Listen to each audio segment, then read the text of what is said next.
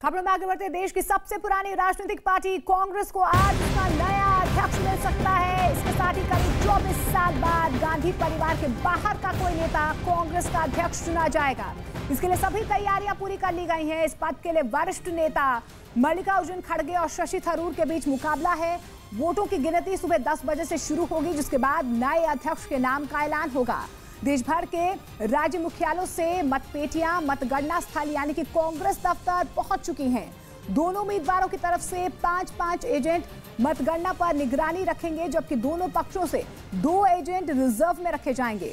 प्राधिकरण के मुकाबले आपको बता दें, इसके मुताबिक कुल 9,915 वोटर्स में से 9500 से ज्यादा लोगों ने वोट डाले।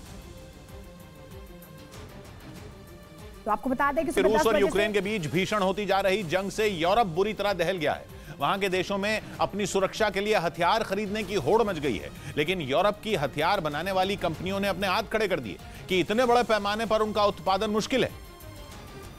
जिसके बाद कहा जा रहा है कि यूरोप के देशों को पुतिन की मिसाइलों का डर सता रहा है, क्योंकि वो जानते हैं कि जिस तरह से वो यूक्रेन का खुलकर साथ दे रहे हैं, पुतिन की खतरनाक मिसाइलों का रुख कभी भी उनकी तरफ हो सकता है। पुतिन कई बार धमकाने वाले अंदाज में इसका इशारा भी कर चुके हैं। वो बता चुके हैं कि यूक्रेन की मदद करने वाले देश उनकी कातिल मिसाइलों की जद में है, और पुलिस की ऐसी ही चेतावनियों ने यूरोप के देशों की चिंता कई गुना बढ़ा दी है। वो अपनी सुरक्षा के लिए आधुनिक और घातक हथियारों की खरीद में जुट गए हैं। लेकिन यूरोप के देशों की इसी होड़ ने वहां की हथियार बनाने वाली कंपनियों के पसीने छुड़ा दिए हैं। उन्होंने यूरोपियन यूनियन से साफ कह दिया कि इतने बड़े पैमाने पर हथियारों को बनाना उनके लिए मुमकिन नहीं है, और इसी वजह से उन्होंने यूरोपियन यूनियन से गुहार लगाई कि वो इस परेशानी का हल निकाले। यूरोपियन यूनियन के चीफ ने भी माना कि दशकों तक यूरोप के देशों में शांति रहने की वजह से उनकी सुरक्षा व्यवस्था कमजोर पड़ी रही। हालांकि उन्होंने ये साफ कर दिया कि इस वजह से यूक्रेन की मदद पर असर नहीं पड़ेगा। उन्होंने दावा किया कि यूक्रेन भेजने के लिए और ज्यादा हथियार खरीदे जाएंगे, ताकि वो पुतिन के सामने सीना तान कर खड़ा रहे और उनके हर हमले का मुंह तोड़ जवाब दे। लेकिन यूरोप की हथियार बनाने वाली कंपनियां इससे सहमत नहीं दिखी।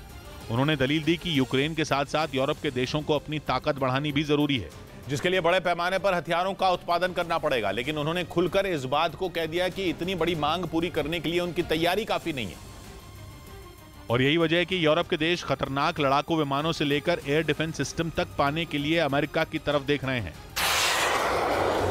कुछ रोज पहले ही खबर आई थी कि ऑस्ट्रिया अमेरिका के सबसे आधुनिक और घातक कहे जाने वाले F-35 लड़ाकू विमान खरीदने जा रहा है। इस फाइटर जेट की सबसे बड़ी खूबी यह है कि ये स्टेल्थ तकनीक से लैस है, इसलिए दुश्मन के रडार या एयर डिफेंस सिस्टम की पकड़ में नहीं आता। साथ ही ये किसी भी मौसम में उड़ान भरने की काबिलियत रखता है। इसी वजह से यूरोप के देशों में इसकी डिमांड तेजी से बढ़ रही है। कुछ दिनों पहले ही चेक रिपब्लिक ने भी अमेरिका से F-35 लेने की इच्छा जताई थी। इसके अलावा बेल्जियम, डेनमार्क, फिनलैंड, इटली और पोलैंड समेत कई देश पहले ही ये लड़ाकू विमान खरीद चुके हैं।